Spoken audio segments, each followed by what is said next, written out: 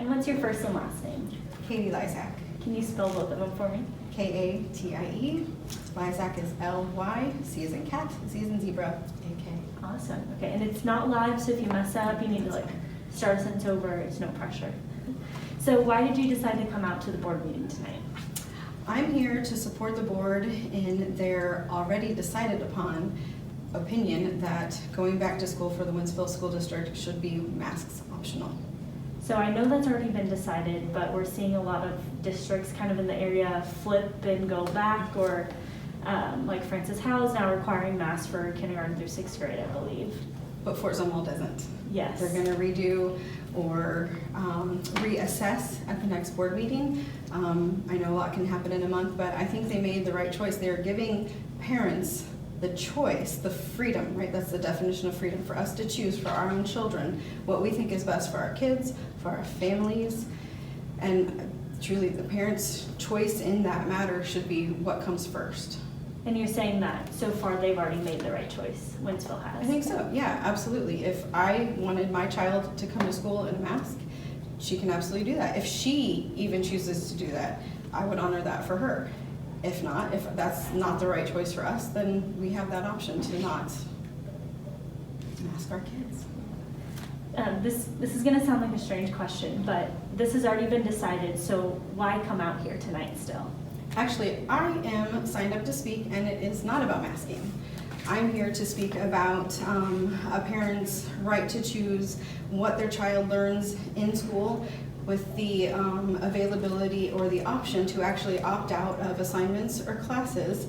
I'm going to speak about a document that you can find at fairforall.org. If you go under Missouri chapters for St. Louis, you can find a document. It's not a legal and binding contract, but it's a letter of intent that states that there are 6 sections that I, as a parent, am going to opt my child out of certain assignments or even classes, where it's asking, politely requiring that the school or the teacher's administration let me see a survey first, let me see an assignment first, opting out of certain curriculum like sexual education, things that I feel should be taught in the home, things that if there's an assignment that goes against my family culture, my family beliefs, our religion, then I should, as the parent who is the first and best decision maker for my child, be able to opt out of those types of assignments or even classes as a whole. Anything else you want to add that I didn't ask? I don't think so. Oh, I have one more question I just thought of. Uh-huh. So like I said, with Francis Howell switching, they were optional and now they're mandating. We're seeing this because cases are going up, unfortunately, with the Delta variant or the variant. Right.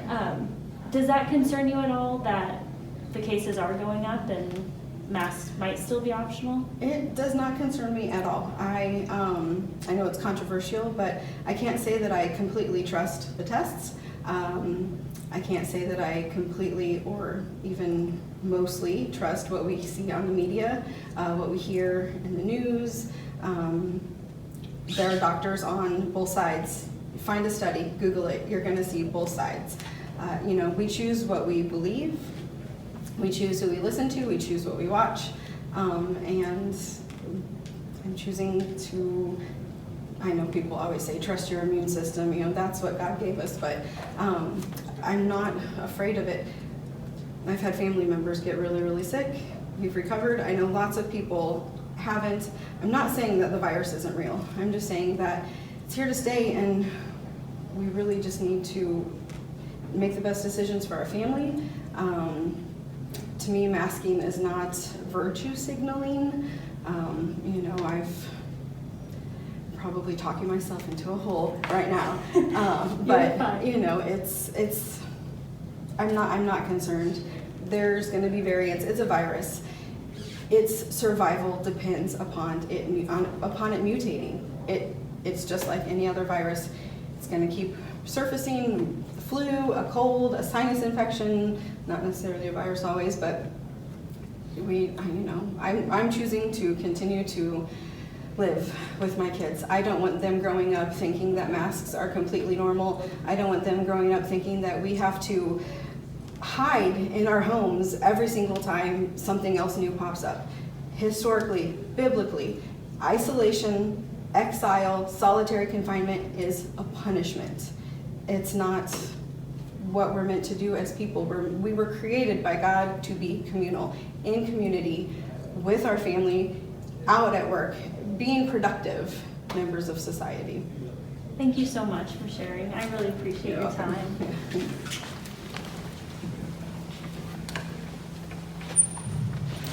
My name is Ruth Yermesh, and I live at 230 Chestnut Hill Drive.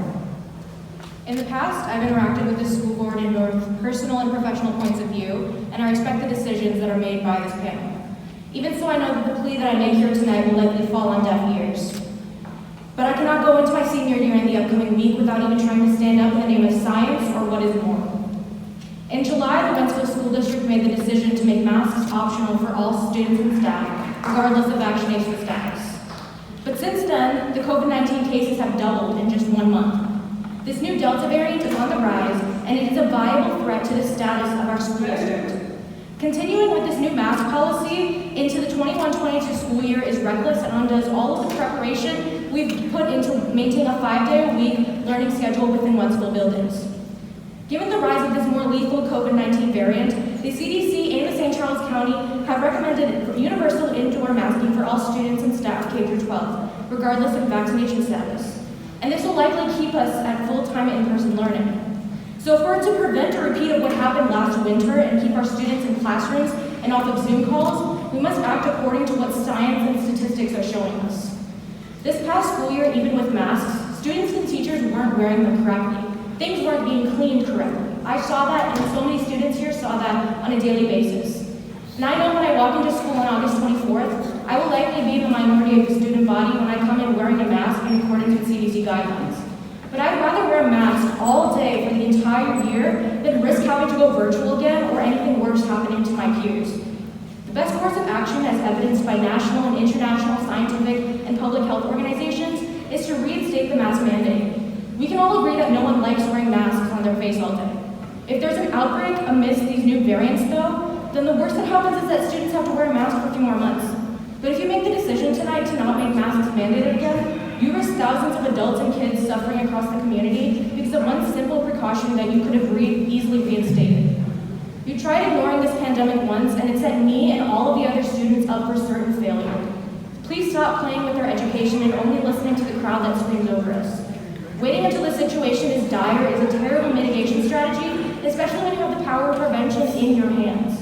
Your job is to keep us safe, and the decision you make tonight will prove whether you're capable of that or not.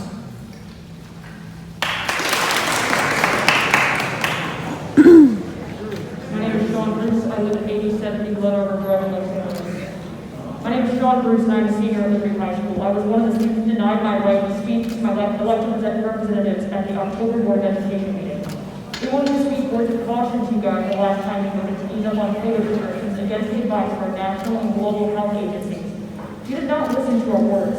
Last time, we predictably had to stay home for a few months. Here I stand, almost a year later with the same warning. Please do not repeat your mistake.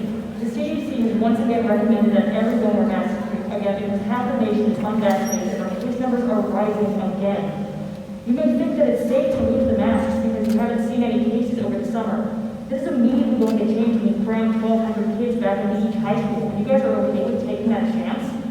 You guys are okay with having your high school and middle school and all of your elementary students being susceptible to the Delta variant and all other COVID-related illnesses?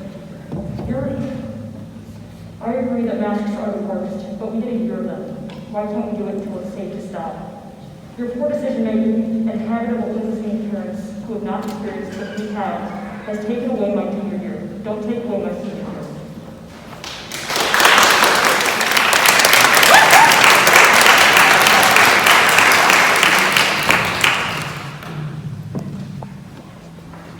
Hello, my name is Katie Lysak. I'm the parent of 2 students in the Wentzville School District. I was also the legal guardian of a younger sibling who graduated from Holt in 2014. My husband and I have lived in the district for nearly 16 years. Our kiddos are in elementary school, and I can say with all sincerity that we have had great working relationships with each of their teachers and the administration at their school. First, the website you can find what I'm going to speak about is fairforall.org. Click the chapter tab and choose St. Louis under the state of Missouri. The great opt-out is scheduled for this coming Friday, August 20th. I'm speaking tonight to inform parents and caregivers about a useful tool that is intended to bring balance back to the home and school relationship. This tool is an opt-out document. It is not a binding contract, but rather it is a statement of intent. For this document to be most beneficial, parents should fill out each section that they deem is appropriate for their own family, then email the opt-out document to all educators in their child's sphere of influence at school. This includes all teachers, counselors, school nurse, principal, assistant principal, any applicable special service providers and/or teachers, assistant superintendent, and even the Board of Education. Once submitted, stand firm and follow up. The opt-out document contains 6 sections designed to allow me as a parent or you as a parent to have a voice in the types of assignments or classes or testing or surveys that your children are participating in. The document politely but assertively tells educators in our children's lives that we are not just asking for but requiring an alternative assignment or even class when anything we deem to be in conflict with our own family culture or religion or belief is introduced in the classroom. Sexual education is a prominent example of one of the sections that I, as a parent, have chosen to opt my child out of. There is one aspect to communicate about this document that is very, very important. This document is not intended in any way to be an attack on any person who is an educator in the district or the educational establishment as a whole. The document is meant to rebalance the relationship between parents and school. It is meant to replace the tug of war that many feel they have found themselves in. Opting out gives parents a tool to retake their proper place as the first and best educators and decision makers for their child. Thank you. Hello, good evening. My name is Danita Francis. We live in Shady Creek. My husband and I have a 3rd grader, a 4th grader, and a kindergartner in this district. COVID-19 has had an impact to varying degrees on everyone. No doubt the physical aspect of it is a huge concern, and I can empathize with people who may be at high risk or have pre-existing conditions. I have friends and family who are nurses and EMTs and have seen the effects of COVID firsthand. The majority of my very large family has all had COVID, ranging from kids to my great aunt who is in her 90s.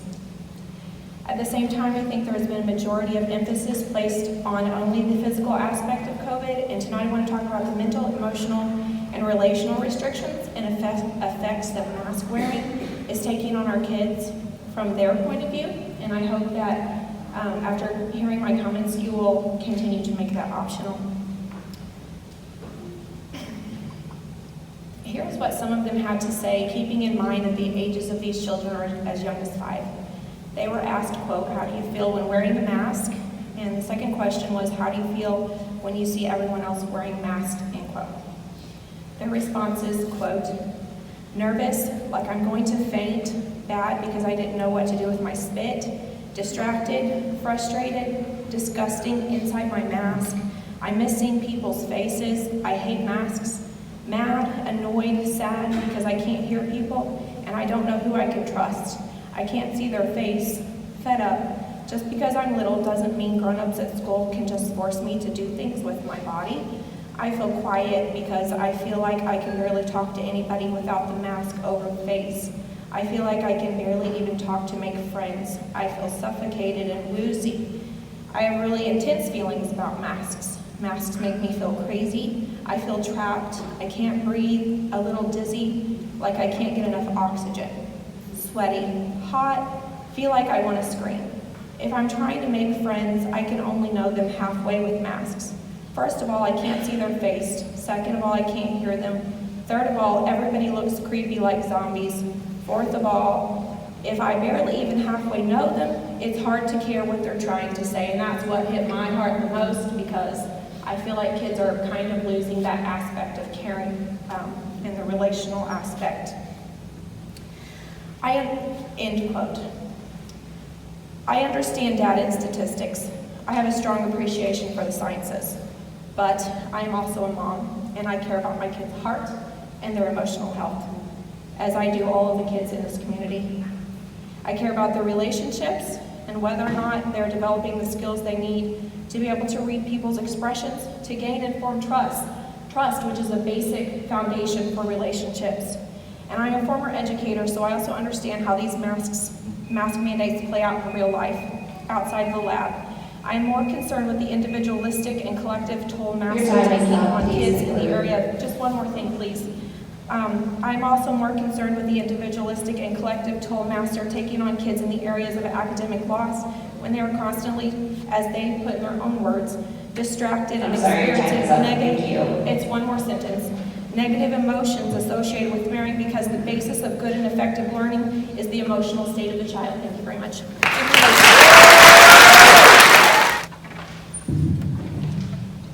Hello, my name is Jen Elson, and one of my children is a sophomore in Timberland. Today I would like to address board policy as it pertains to the expected conduct of speakers during public forum. From what I understand, the board is creating or has created policy that requires speakers to display adult role model behavior when addressing the board during public forum. This is not only subjective expectation, as we all have different definitions of what a role model is, but it also is in direct violation of our First Amendment right. In the 1964 United States Supreme Court landmark case, New York Times v. Sullivan, the court's decision was unanimous, 9-0. Justice William Brennan Jr. stated in the majority opinion, "This nation is founded on the profound national commitment to the principles that debate on public issues shall be uninhibited, robust, and wide open." He went on to say that it also may well include vehement, caustic, and sometimes unpleasantly sharp attacks on government and public officials. In a concurring opinion, Justice Hugo Black wrote, "I doubt that a country can live in freedom where its people can be made to suffer physically or financially for criticizing their government, its actions, or its officials. An unconditional right to say what one pleases about public affairs is what I consider to be the minimum guarantee of the First Amendment." This is constitutional case law in the United States. Our right and our duty to petition the government for a redress of grievances is constitutionally protected and guaranteed. Our rights are not given to us by man, they are given to us by our Creator and protected and ensured by our Constitution, not the other way around. We do not need permission to address our public officials, and we certainly don't need restrictions on our free speech in order to do so. Creating board policy to stifle our speech is an assault on our rights. Board policy does not supersede the United States Constitution, not now, not ever. To be clear, I'm not suggesting people come to this podium to berate, humiliate, and denigrate any of you publicly. I am, however, informing you that if someone feels the need to do so, that it's a constitutionally protected right. And any attempt to impede someone's ability to speak freely in the manner in which they choose when addressing public officials would be a direct violation of our civil liberties in the United States Constitution. As public servants, you signed up for this job, knowing full well that you'll face criticism at times. It does not have to be pleasant, polite, or relayed to you with an indoor voice. Our constitutionally protected rights supersede the protection of your feelings, emotions, reputations, and egos. With all due respect, I ask the board to go back to the drawing board with their speech-restricting board policies or do away with them altogether. Thank you. Hello, my name is Dr. Mike Monroe. I'm a chiropractic physician. I have a bachelor's degree in anatomy and over 300 hours in diagnosis and treatment of internal disorders. I also have 3 children attending Timberland High School. And I just want to say that the CDC even states that I'm not an anti-masker, okay, but I believe it should be an individual's choice. It should not be mandated. But the CDC even states that masks do not prevent you getting or transmitting the virus. Also, the CDC also states that children have less than 1,000th of 1% of suffering serious illness, hospitalization, or death from this virus. I also want to say that one of my sons last year during the school year, and we all well know that masks were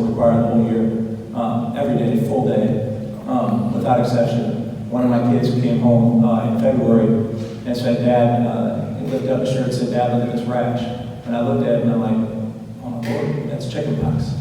And you know very well that chickenpox is a respiratory droplet transmitted disease, just like SARS-CoV-2 is. So if masks work so well, then how did my kid contract chickenpox with wearing a mask all day long? He didn't have any other activities in February. He does band and he does soccer. They didn't have any band or soccer in February of last year. All he was at his school and then he came home. In fact, then he comes home and he has 2 brothers. And nobody wears a mask in my house. And his brothers somehow didn't get chickenpox. Explain that science. What I want to say is, that masking, it might be able to, reduce some viral load, but that's for the individual wearer. There's more risks involved with wearing a mask than there are benefits. These risks we've already heard from.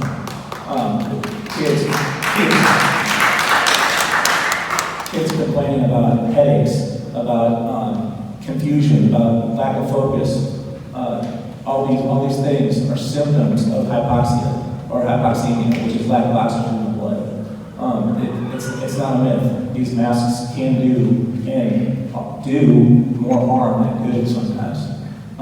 Just keep that in mind when you're thinking about making this a mandate for people. It should be a choice. Thank you.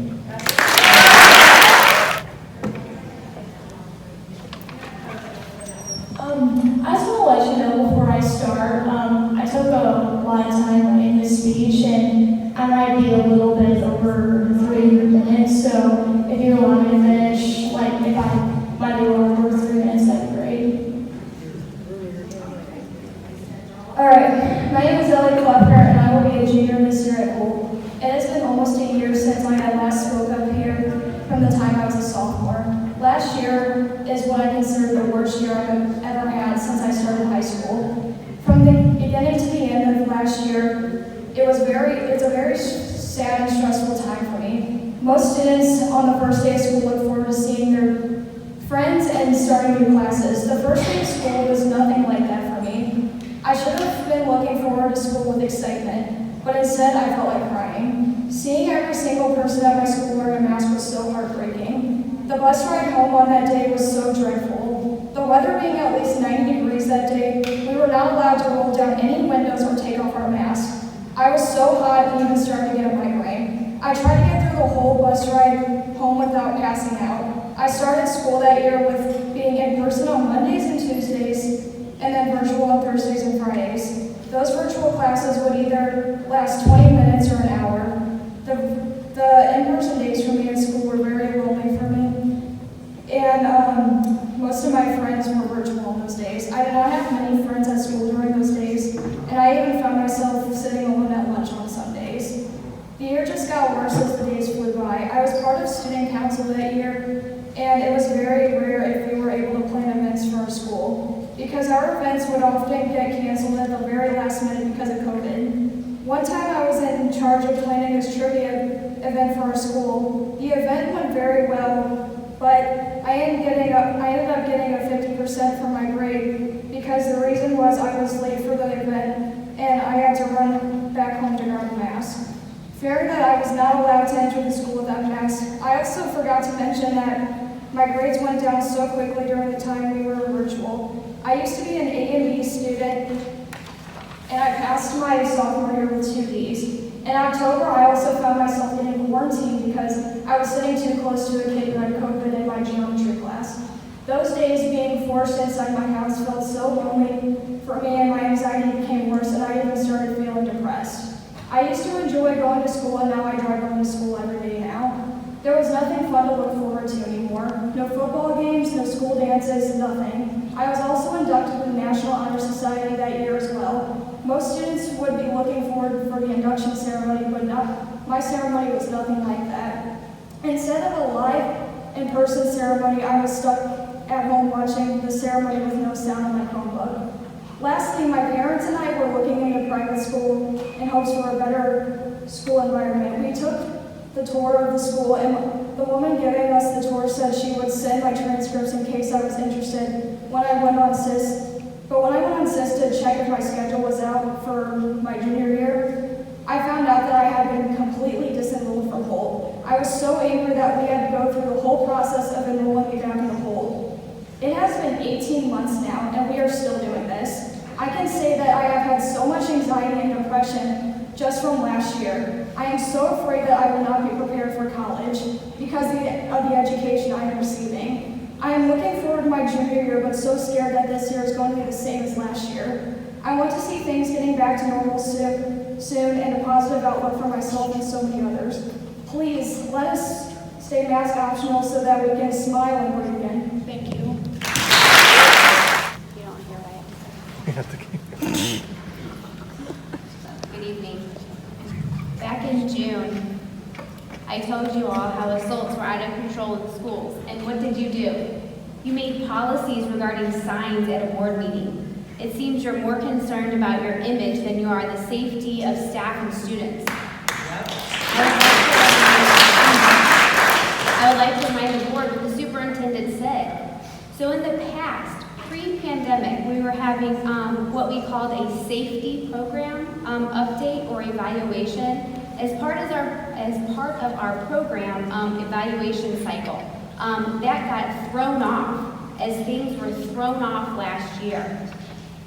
He also stated, if we are bending the arc of a student, in my mind, that's a success.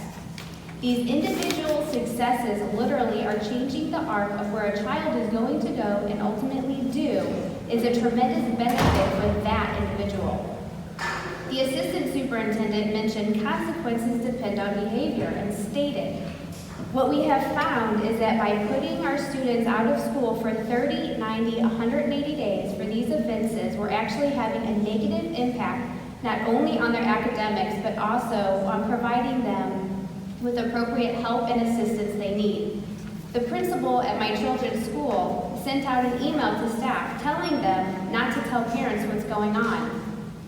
I was told by a parent that their child doesn't mind being in class with a violent student because in the aftermath of a violent episode, the whole class gets candy, treats, and special privileges. Is this what bending the arc for one child looks like? Teachers being sent to the hospital and students that witness violent assaults are bribed with special treatments, and the staff are told to keep secrets from parents? I had the principal at my kid's school tell me in an email they don't document teacher assaults. Did the board know this? Is the board okay with this?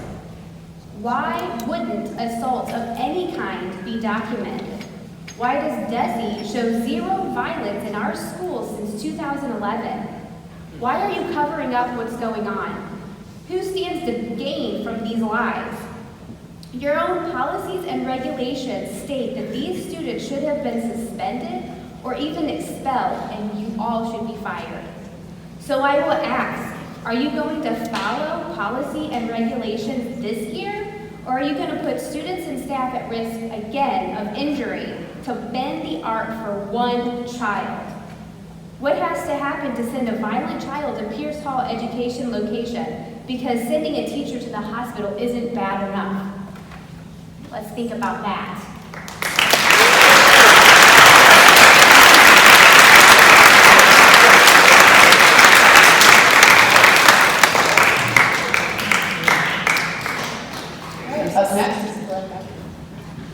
Hello, my name is Glenn Becker. I've been up here for a year and a half educating this board of directors on IT issues related to student data and the leak of student data going out of the Wentzville School District.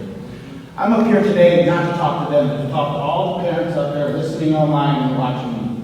Please do not sign the WSD responsible use policy, and here is why. There is a clause in there that they have added that states, I agree to release and indemnify the Wentzville School District and all other organizations related to the Wentzville School District's technology resources from any liability or damages that may result from any use of the technology at the school district. You are giving away your rights to sue this school district, to take legal action against this school district for these policies that they don't have in place, for the data that's leaking out. I went ahead and emailed this school district and the board of directors, specifically this clause, asking them why it was in there. I gave them an example. Would you shop at a grocery store that you know leaked your data or had a data breach if they made you, when you walked in, sign an agreement that says when you use our credit card machines, you can't sue us because we're going to go ahead and give away your data? If the answer is no, you wouldn't shop there, why would you let your kids use this school's technology? So I did email the board directors. I had 3 of them contact me back within 2 days. One of them, and I'm going to quote, said, if you want to change, you have to hit us financially. Hitting us financially means you don't sign that document, you force the school to buy books again, or increase our technology security awareness. If we have to buy books and we have to print everything, that means that students have to have their lockers back. That sounds like a great idea. I hate my kids carrying around 2 book bags every day. The same board of directors parents said, if that doesn't work, start doing sick outs. Start fighting the school district by not sending your kids here. If we have 1,000 kids miss a day of school, we don't get money. The other school district board of directors person contacted me and said, we'll deal with this behind closed doors. I've asked for this to be on the agenda for a year and a half. I've had the board of directors here tell me they've requested it, and tonight I got an email back saying, well, we're going to handle it behind a closed door session. Thank you. So parents, I'm asking, because they're not listening, please do not sign them. Turn in your kids' notebooks. And oh, by the way, to get around us, they're going to have your child sign this the first day of school. So please, turn in your notebooks like I am. Join me to force this school to do the right thing when it comes to technology and securing our data. They have a list of 10 items that I demonstrated over the last year and a half, and they have not fixed any of them. Thank you very much. Good evening. My name is Danielle Lilly. I am in the Bedford Falls subdivision, and I have 4 kids currently in the Wentzville school. Thank you for the opportunity to speak again tonight. I'm here to address my concerns about learning loss. I'd like to start by reading a short email from my daughter's 3rd grade teacher last year.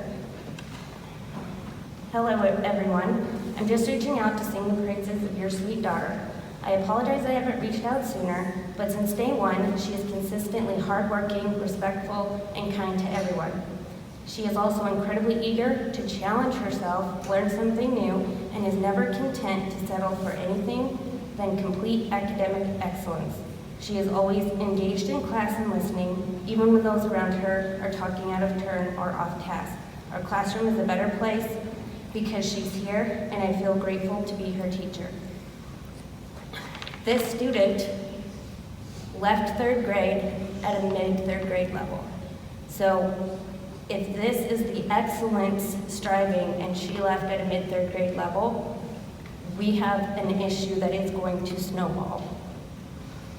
Due to the circumstances related to COVID, starting in hybrid learning and being quarantined, this excellent, outstanding student left 3rd grade not having been taught full 3rd grade curriculum.